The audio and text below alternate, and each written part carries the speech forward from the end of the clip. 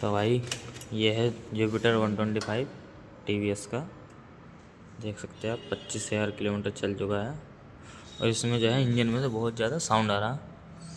मैं आपको स्टार्ट करके सुनाता हूँ, देख सकते हैं आप कितना साउंड आ रहा।